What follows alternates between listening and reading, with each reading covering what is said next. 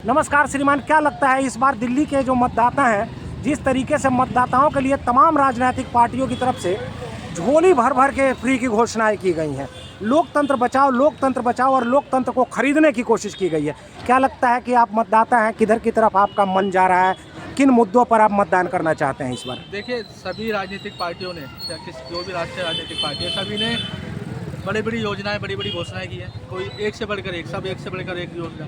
मगर जो इस बार जो वोट है वो विकास के नाम पे करने वाले लोग हैं और थोड़ी एंटी कैंपेंसी जो 15 सालों से 10 सालों से सरकार आम आदमी पार्टी की दिल्ली में है, शायद उसको लेके थोड़ा सा बदलाव कुछ लोग चाह रहे हैं। अब देखना ये पड़ेगा कि ये जो बदलाव जितना प्रचार पार्टियों ने करा उसका कितना रंग आता है 8 तारीख को। मगर मुझे ऐसा लगता है कि कुछ लोग चाहते हैं कि परिवर्तन भी हो, विकास को देखते हुए, विकास जो आज जो अन्य क्षेत्रों में विकास हुआ है और 10 साल के एंटी कैंपेंसी के विरोध में शायद वो मतदान इस बार कर रहे हैं लोग। हमने भी यही सोच के अपना मत दिया। श्रीमान, जिस तरीके से आम आदमी पार्टी बार बार केंद्र सरकार के ऊपर उंगली उठाती है कि हमें विकास कार्य नहीं करने दिया जाता, तो वहीं उसके दूसरे पहलू में माननीय पूर्व मुख्यमंत्री अरविंद केजरीवाल जी ये कहते हुए नजर आते हैं, हमने दिल्ली में खूब विकास कार्य किया। तो जब केंद्र सरकार ने उन्हें काम करने से रोक दिया तो विकास कार्य कहां से हुआ और कैसे हुआ? देखिए, अभी ही थोड़े दिन पहले राष्ट्रीय न्यूज़ चैनल पे अरविंद केजरीवाल जी ने स्वयं स्वीकार किया है कि जो उन्होंने अपने वादे किए थे 2013 में, 2015 में, 2020 में, वो उन्होंने पूरे नहीं किए। और जैसा वो कहते थे 2013 में कि जो विशेष बड़े मुद्दे हैं, यमुना की सफाई, अपराध, ये सब चीज़ें अभी वो कर नहीं पाए हैं। 3-4 मुद्दों को उन्होंने खुद राष्ट्रीय चैनल पर स्वीकार किया है कि हम ये कर नहीं पाए और इस बार अगर मौका मिलेगा तो हम करेंगे।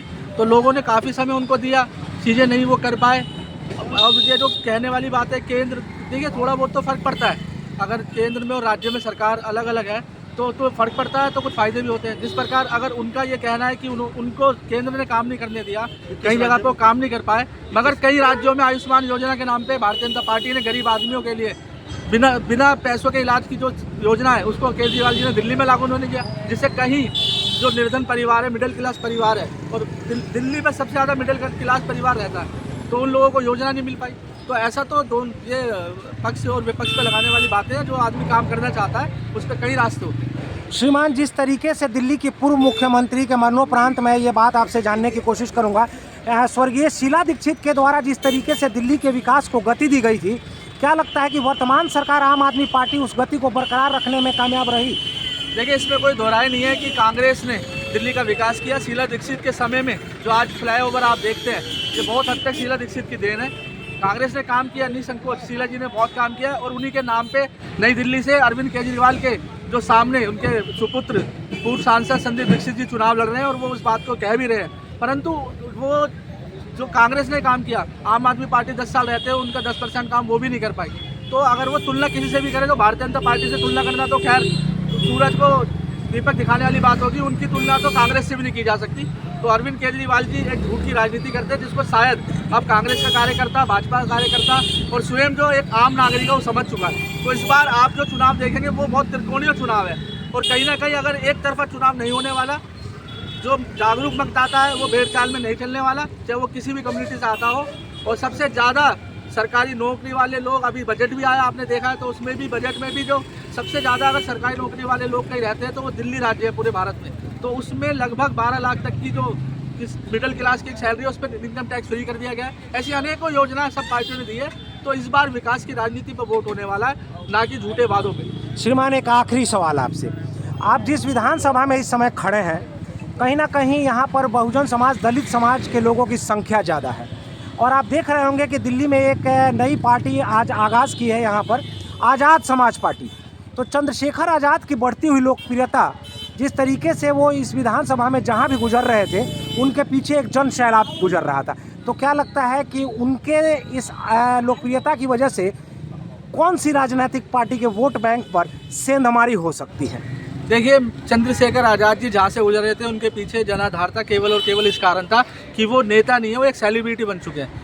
उन्होंने जो काम करते हैं, जो भी उनका काम है, उनके ऐसे काम होते हैं वो हाईलाइट और कैमरे के सामने आने वाला काम ज़्यादा करते हैं। तो लोग उनके काम से होके उनके पीछे नहीं है, केवल उनको देखने की उत्सुकता के नाते कहीं वो आ जाते हैं कि चंद्रशेखर रावण जी आए हैं, उनकी जो नेगेटिविटी एक इमेज है उसको देखने के लिए आते हैं और कहीं भी ऐसा फर्क नहीं पड़ने वाला। और अगर उनकी पार्टी से थोड़ा बहुत भी कुछ वोटर डाइवर्ट अगर होता है तो वो बीएसपी का वोटर मैं इतना सोच सकता हूँ कि वो 200-400 वोट हो गया तो हो गया, परंतु ऐसा कोई प्रभाव इस सीट पे दिखने वाला नहीं है।